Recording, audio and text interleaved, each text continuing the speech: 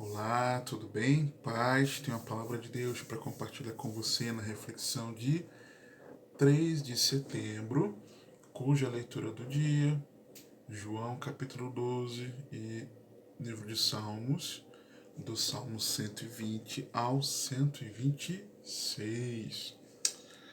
Acompanhe comigo, pega a sua Bíblia, acessa aí o aplicativo, a forma como você acessa a Bíblia. Salmo 121, todo ele nos diz assim a santa e poderosa palavra de Deus. Levantarei os meus olhos para os montes. Eu gosto da versão Eleva. De onde vem o meu socorro? O meu socorro vem do Senhor, que fez o céu e a terra. Não deixará vacilar o teu pé aquele que te guarda, não tosquenejará. Eis que não tosquenejará nem dormirá o guarda de Israel. O Senhor é quem te guarda, o Senhor é tua sombra, a tua direita. O sol não te molestará de dia, nem a lua de noite. O Senhor te guardará de todo mal, guardará a tua alma. O Senhor guardará a tua entrada e a tua saída, desde agora e para sempre. Amém. Perdão.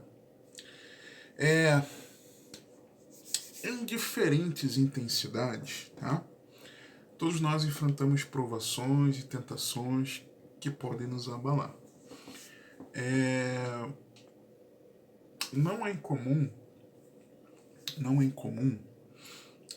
nem estranho nós sermos confrontados com adversidades, tempestades, desertos, momentos difíceis que trazem aflições e até temores, tá? E atualmente, no momento em que eu gravo esse vídeo, seja você alguém que mora no Brasil, ou seja você, por exemplo, que more na Europa, ou seja você que more talvez no Japão, para a glória de Deus, tem pessoas que acompanham aqui os vídeos desses diferentes lugares. Recentemente, esses dias, seja ali no Japão, seja na Europa, seja aqui no Brasil, nós estamos vivendo momentos tensos, difíceis. No Japão, a ameaça aí do míssil lançado pela Coreia do Norte. Na Europa, a proximidade possivelmente de um enfrentamento bélico mais acirrado por conta de Rússia e Ucrânia, por exemplo, e os agentes ali juntos a eles. No Brasil, oremos as eleições no primeiro turno, nessas eleições gerais, refiro-me especificamente ao cargo majoritário para presidente da República. Está tenso. Seja você na localidade que for. E aí,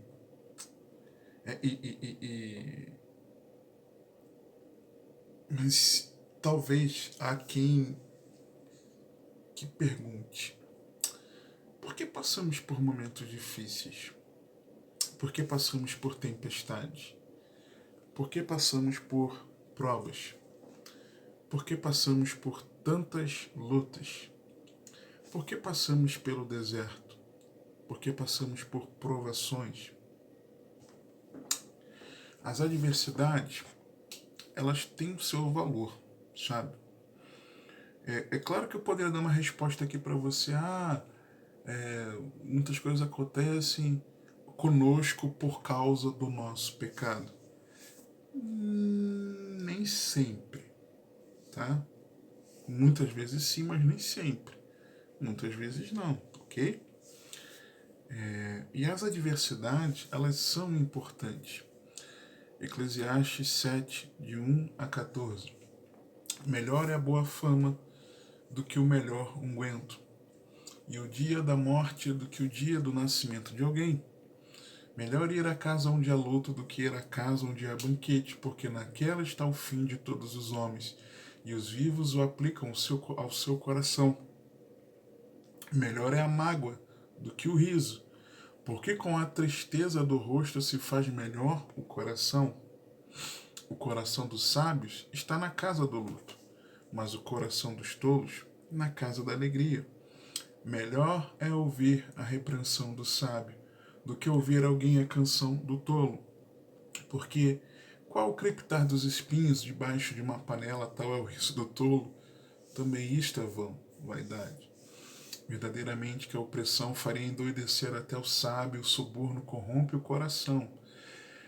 Melhor é o fim das coisas do que o princípio delas. Melhor é o paciente de espírito do que o altivo de espírito. Não te apresses no teu espírito a irar-te, porque a ira repousa no íntimo dos tolos. Nunca digas, porque foram os dias passados melhores do que estes? Por que 2022 está tão difícil em relação a outros anos anteriores? Porque não provém da sabedoria esta pergunta, diz o texto sagrado. Tão boa é a sabedoria como a herança, e dela tiram proveito os que veem o sol, porque a sabedoria serve de defesa, como de defesa serve o dinheiro. Mas a excelência do conhecimento é que a sabedoria dá vida ao seu possuidor. Atenta para a obra de Deus, porque quem poderá endireitar o que ele fez torto? No dia da prosperidade, goza do bem. Tá indo tudo bem? Tá em tempo de bonança? Amém. Vamos lá. Segue lá. Mas o texto continua.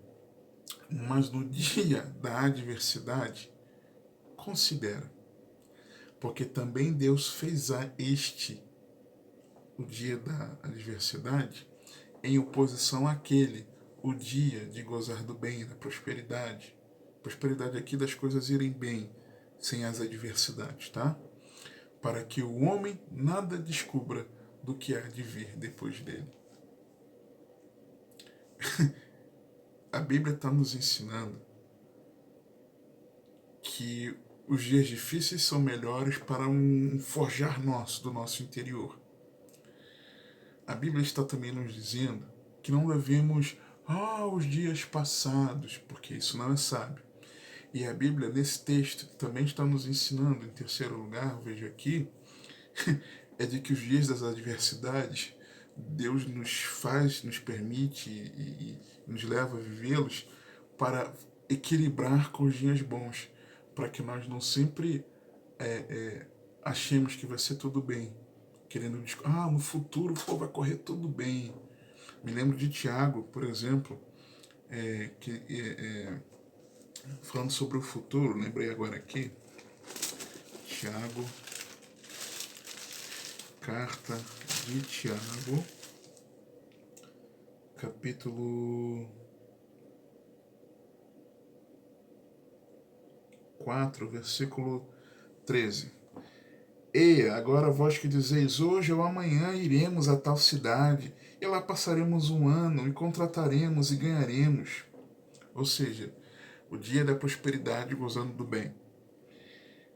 Na mentalidade, né? Querendo descobrir o que há de vir depois desse dia, no futuro. Digo-vos que não sabeis o que acontecerá amanhã, porque que é a vossa vida? É um vapor que aparece por um pouco e depois se desvanece, em lugar do que devias dizer, se o Senhor quiser e se vivermos, faremos isto ou aquilo. Mas agora vos gloriais em vossas presunções, toda glória tal como esta é maligna. Aquele, pois, que sabe fazer o bem e não faz, comete pecado. Então, o dia da adversidade também é para que você não seja presunçoso, para que eu não seja presunçoso, para forjar o nosso interior, nós não ficarmos com saudade do passado, mas também para que nós não sejamos presunçosos. As adversidades nos forjam. Atos 14, 21 e 22. E tendo anunciado o evangelho naquela cidade, feito muitos discípulos, voltaram para Listra, Icônio e Antioquia, confirmando os ânimos dos discípulos e exortando-os a permanecer na fé, pois que por muitas tribulações nos importa entrar no reino de Deus. E nós olhamos para esses cenários diversificados nesses últimos dias, e tudo indica que cada vez mais está próximo do nosso Senhor retornar. Tudo indica que o cumprimento profético apocalíptico está cada vez mais próximo. Isso precisa trazer uma alegria ao nosso coração. Porém, nós sabemos que de agora em diante serão cada vez dias mais difíceis. Ok? Cada vez dias mais difíceis. E nós precisamos refletir nisso. E agora? De onde virá o socorro? Vamos ver o texto aqui em si. Esse salmo, ele faz parte de um pequeno inário, do 120 ao 134, que provavelmente era cantado pelos peregrinos quando eles subiam as montanhas na viagem indo para Jerusalém nas festas anuais. Então eles faziam essa peregrinação. Ele faz parte dos cantos de romagem, o cântico dos peregrinos. Você vê na minha Bíblia, por exemplo, aqui, ele mostra como cântico dos degraus, em algumas Bíblias de romagem. Por quê? Eles eram entoados nessa trajetória, era uma trajetória passível de diversos perigos. Terreno montanhoso, estão subindo a montanha. Jerusalém não fica no plano, ok? Perigo de salteadores, de calor e frios extremos, de animais ferozes. Era muito problema. E estudiosos acreditam que Davi tenha escrito esse salmo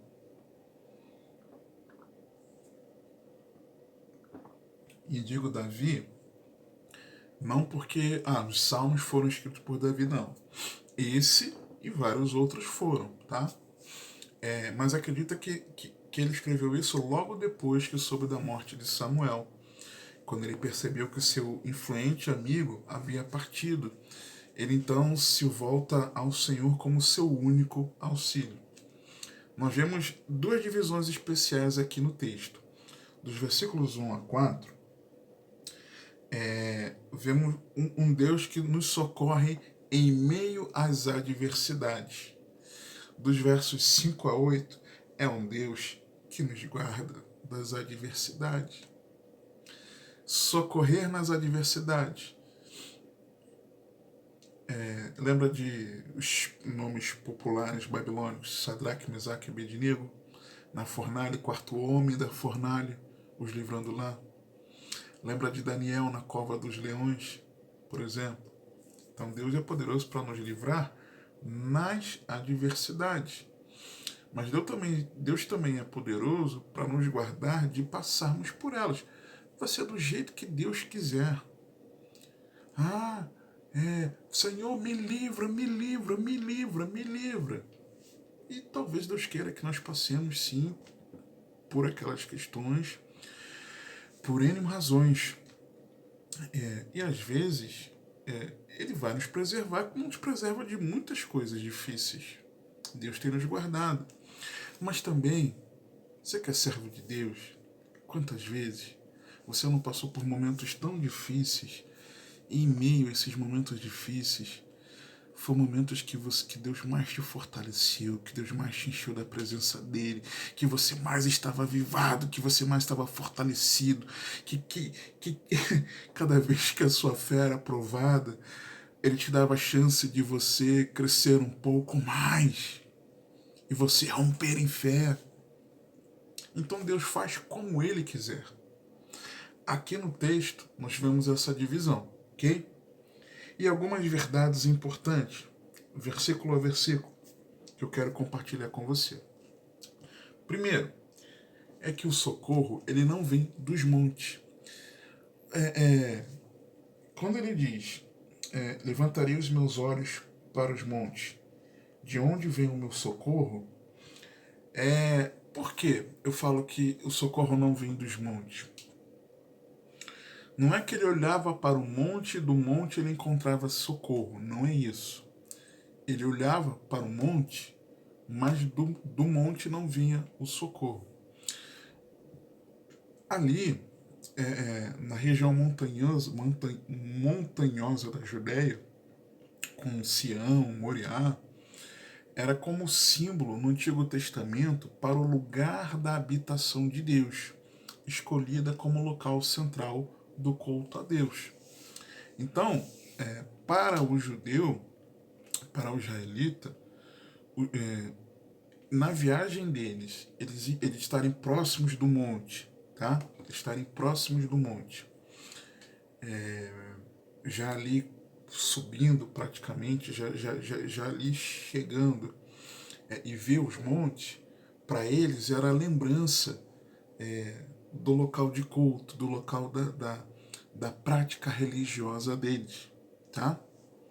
Só que, qual é o problema disso? Religião não salva.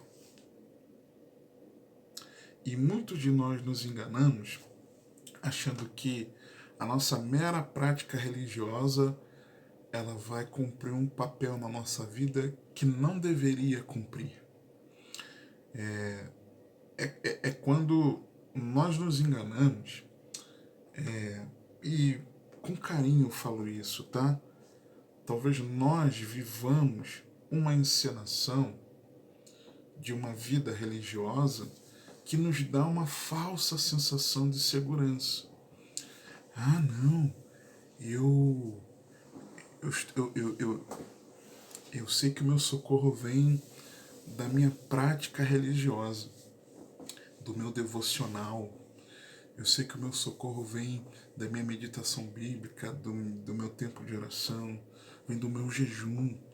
Eu sei que o meu socorro vem porque eu não perco um culto, participo de todos os cultos com os irmãos. Eu sei que o meu socorro vem porque eu participo de uma comunidade de fé, de uma igreja local. Eu sei que o meu socorro vem porque eu sirvo na obra de Deus, porque eu trabalho, sou engajado ministerialmente. Eu sei que o meu socorro vem porque eu evangelizo, porque...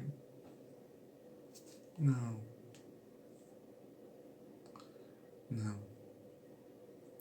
Nós precisamos abandonar a religião, não perder tempo com a religião, ok?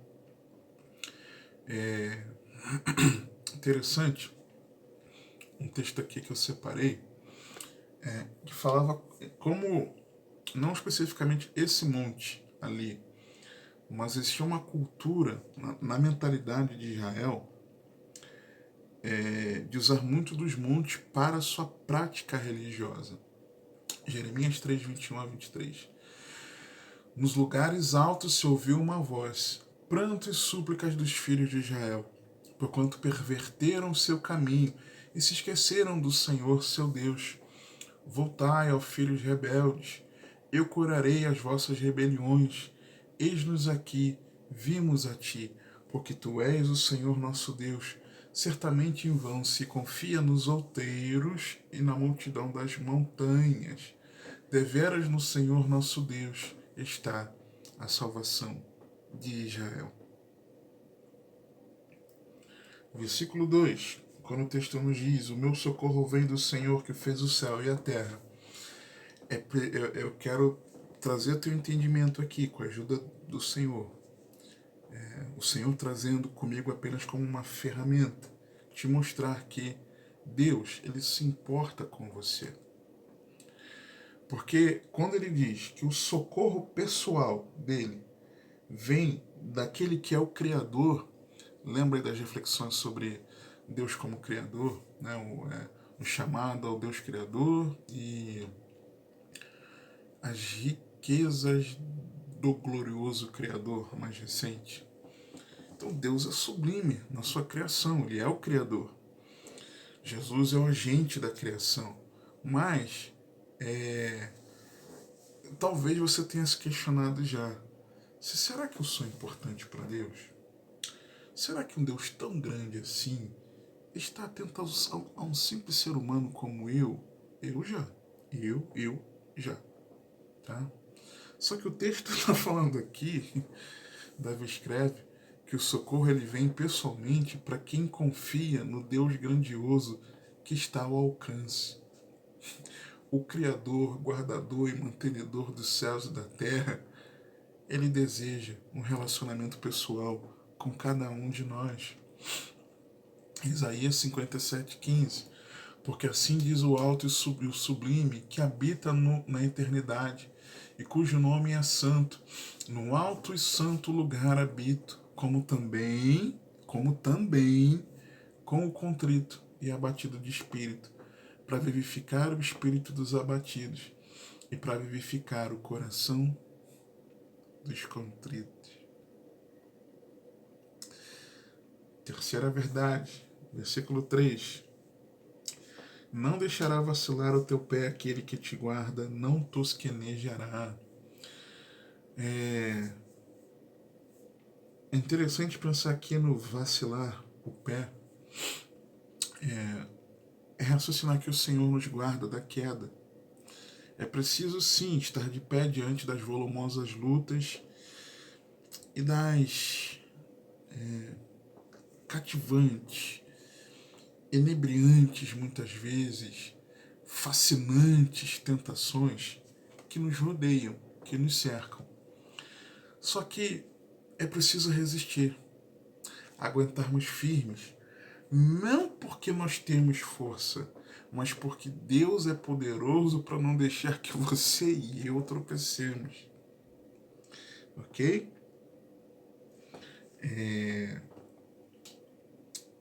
Não deixará vacilar o teu pé aquele que te guarda, não tosquenejará. 1 Coríntios 10, 11-13. Aquele texto do povo que ficou prostrado no deserto. E aí Paulo escreve o seguinte: ora, que revela que a rocha é Cristo. Ora, tudo isto lhe sobreveio como figuras e estão escritas para aviso nosso, para quem já são chegados os fins dos séculos. Aquele, pois, que cuida estar em pé, olhe, não caia. E essa queda aqui é no sentido da apostasia. Não veio sobre vós tentação senão humana, mas fiel é Deus, que não vos deixará tentar acima do que podeis. Antes, com a tentação, dará também um escape, para que a possais suportar. Aguenta firme, servo de Deus. Segura firme. Judas, versos 24 e 25. Ora, aquele que é poderoso para vos guardar de tropeçar e apresentar-vos irrepreensíveis com alegria perante a sua glória, ao único Deus, sábio, Salvador nosso, seja glória e majestade, domínio e poder, agora e para todo sempre. Amém. Aleluia. Versículo 4, na quarta verdade. Eis que não tosquenejará, nem dormirá o guarda de Israel. Você não foi deixado à deriva. Você, olha para mim, olha para mim, olha para mim. Você não foi deixado à deriva. Não foi. O Senhor, Ele está em alerta, em cuidado constante, pois Ele não se distrai, Ele não cochila, Ele não tosqueneja, Ele não cochila. Eu cochilo. Eu cochilo feio, muitas vezes. Meu cantinho no sofá, por exemplo, tô em família, aí daqui a pouquinho, se bobear, eu tô cochilando. Eu cochilo, faço. Em ônibus, então, quantas vezes indo trabalhar eu já não cochilei? Já fiz vergonha em ônibus cochilando, lembrei aqui agora.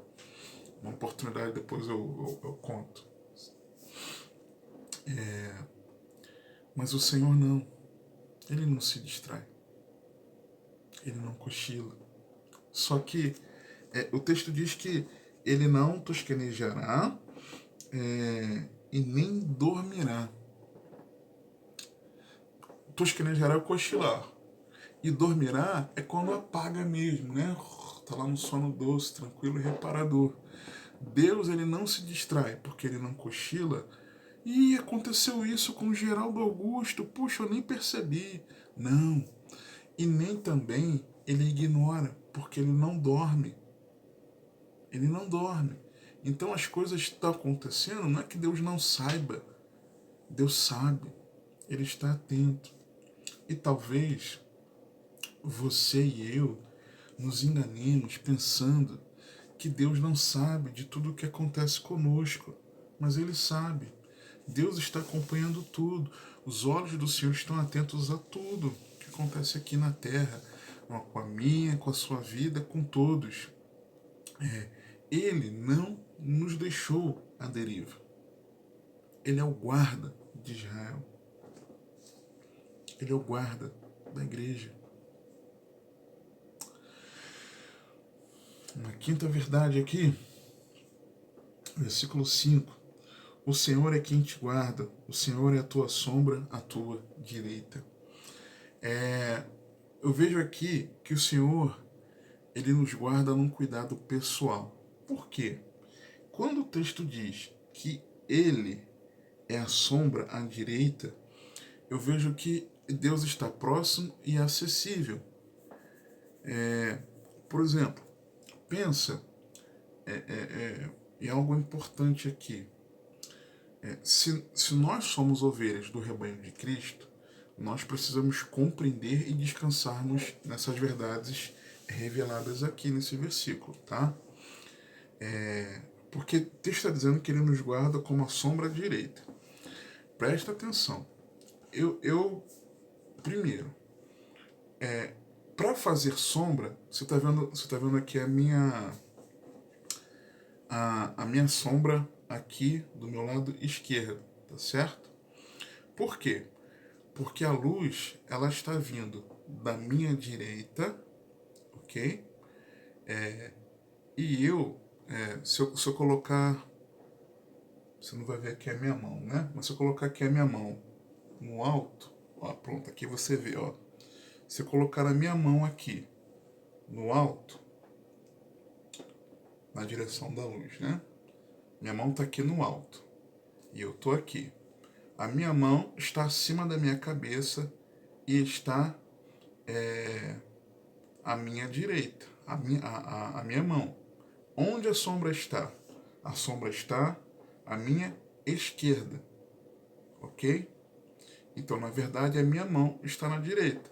Se a luz estivesse ao contrário e eu levantasse a minha mão esquerda, a sombra seria projetada à minha direita. Quando o texto fala que o Senhor é sombra à minha direita, e para ser sombra, se a minha mão fica aqui, vou botar a mão nessa altura aqui, a sombra não aparece. Quando eu subo a mão, ó, quando eu subo a mão, a sombra ela aparece, tá vendo aqui? A sombra aparecendo, ó. Subi a mão, a sombra aparece. Desci a mão, a sombra não aparece. Então, a sombra aparece porque alguém que está numa posição em relação à luz, ele está maior do que aquele ao lado de quem aparece a sombra.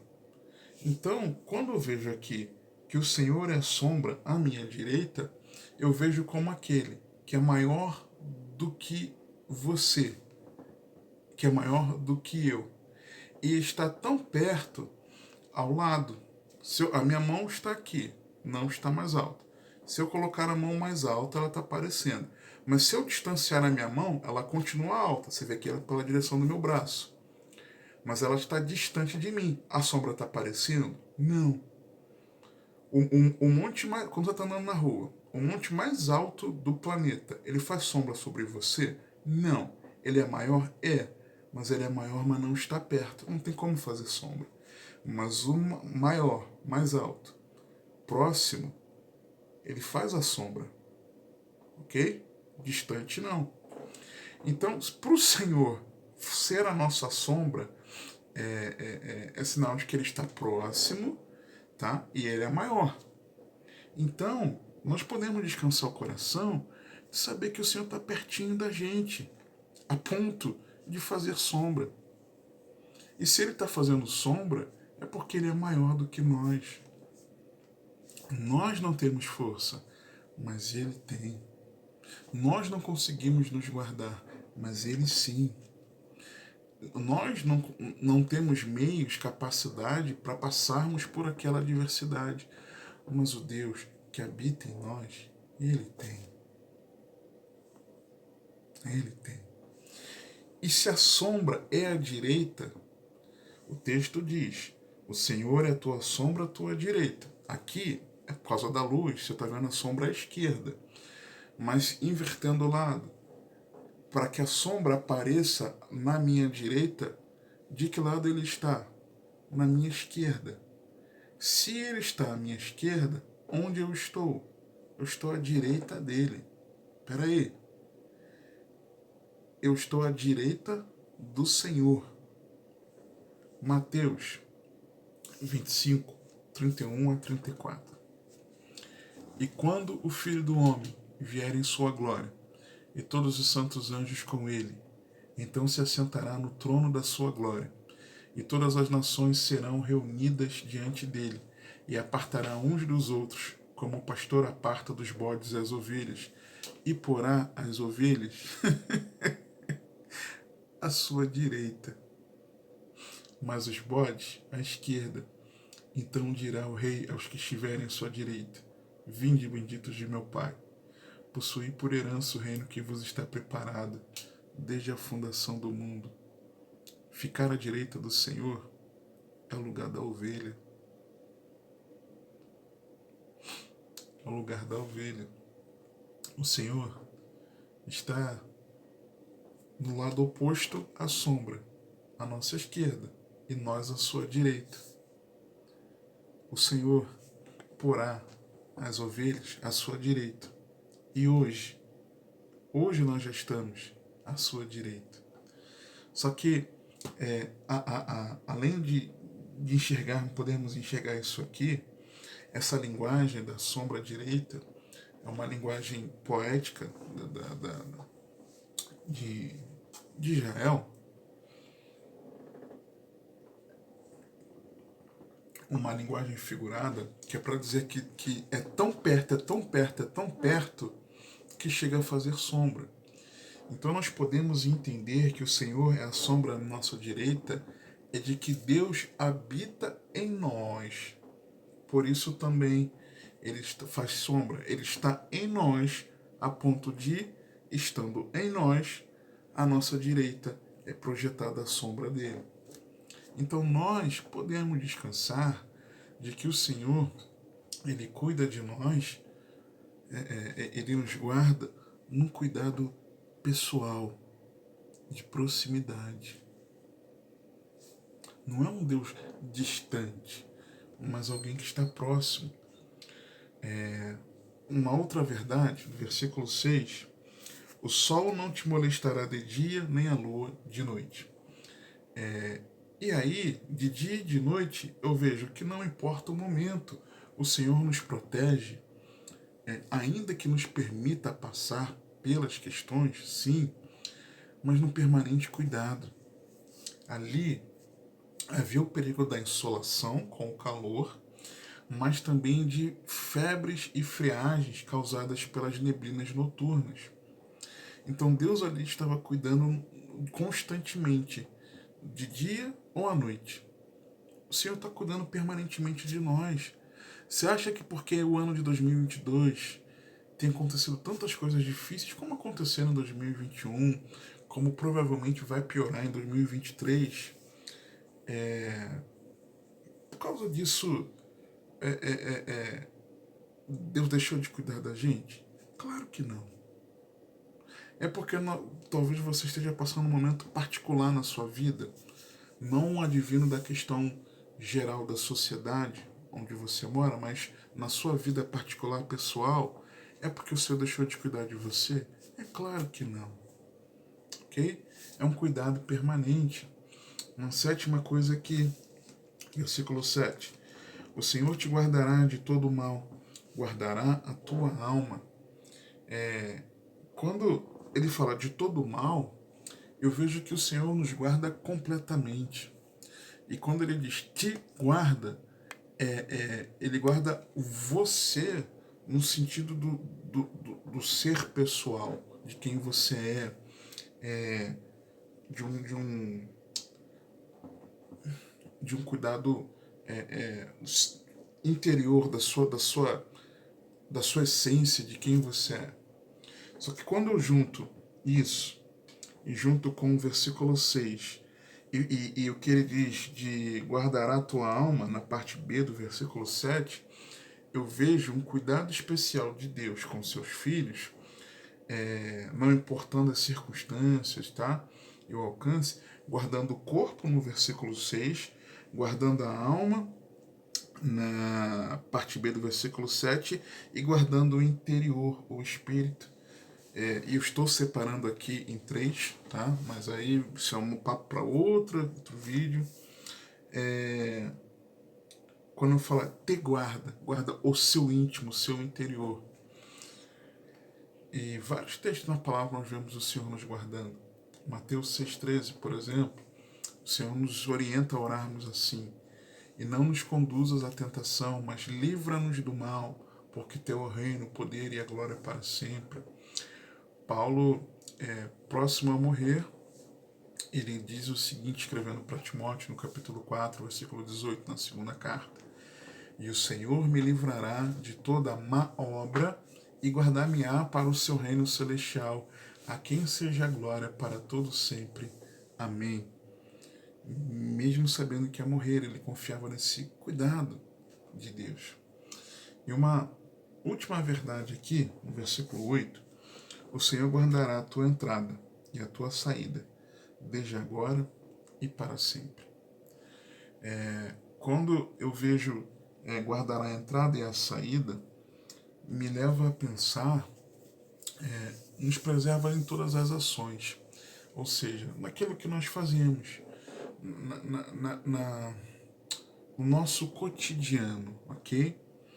Mas também, isso é uma linguagem até das ovelhas, entrada e saída também tem muito a ver com as ovelhas, entrada e saída tem a ver com a ida para a guerra, por exemplo, também, uma linguagem usada assim também. É o dia a dia, é o cotidiano. Mas ele diz, desde agora e para sempre. Eu consigo ver, pensar que também é a partir do nosso nascimento espiritual e por toda a eternidade. Então, quando eu enxergo essas verdades aqui, João 10, por exemplo, versículo 9, eu sou a porta, se alguém entrar por mim, salvar-se-á. Salvação, porta da salvação, porta das ovelhas, em relação ao aprisco. E entrará e sairá e achará pastagens. Então eu vejo essa linguagem aqui também. Então nós podemos descansar. E agora? De onde virá o socorro? Do Senhor, o guarda de Israel, o guarda da igreja. E o guarda, a expressão guarda de Israel, é porque os povos tinham os seus entes que os guardavam. E de Israel é o seu povo, é o seu Deus que guarda o seu povo. E aí, como então nós descansarmos nesse socorro do Senhor? Como? Como então confiar nesse socorro do Senhor?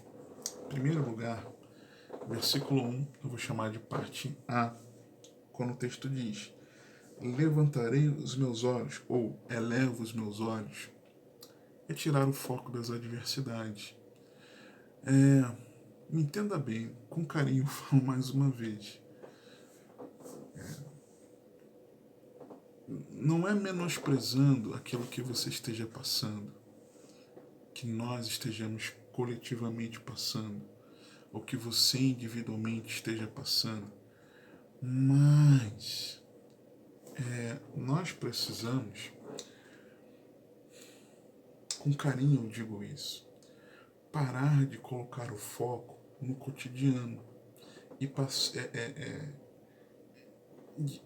parar de ter o foco naquilo que é terreno, parar de ter o foco nas coisas que são daqui da terra. Colossenses 3, 1-4. Portanto, se já ressuscitaste com Cristo, buscai as coisas que são de cima, onde Cristo está assentado, à destra de Deus. Pensai nas coisas que são de cima, e não nas que são da terra, porque já estáis mortos e a vossa vida está escondida com Cristo em Deus. Quando Cristo, que é a nossa vida, se manifestar, então também vós vos manifestareis com Ele em glória. Segunda atitude. Primeira, eu elevei os meus olhos, ok? Eu levantei os meus olhos estavam aqui, no meu caminhar. Eu elevei os meus olhos, tirei os olhos do terreno, ok?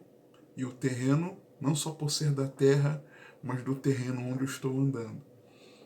Parei de ficar com foco nele e passei a elevar os olhos, ok?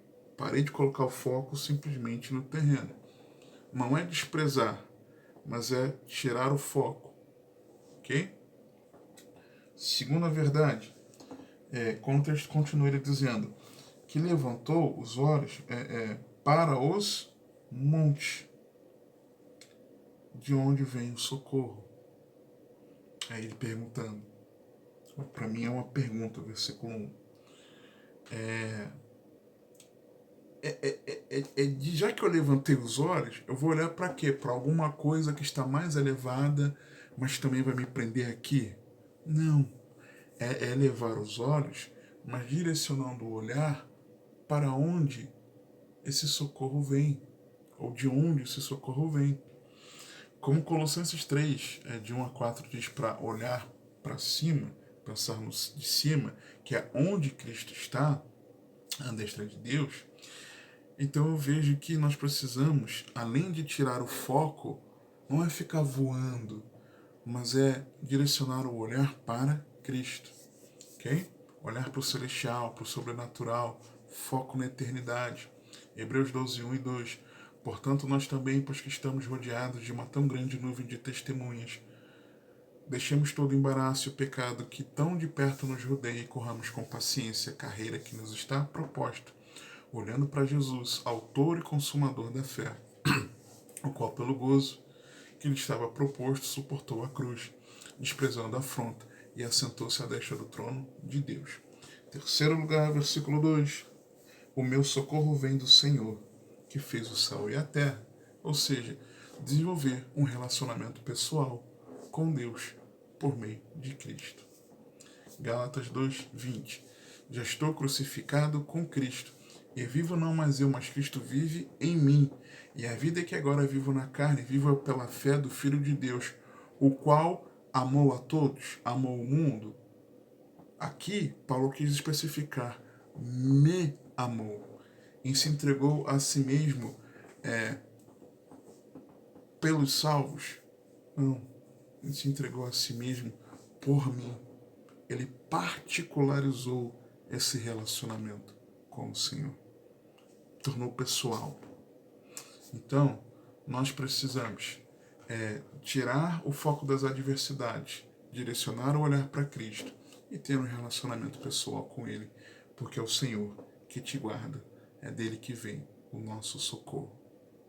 Que o Senhor te abençoe, te guarde, que Ele te conduza e governe a sua vida, porque você tem acesso.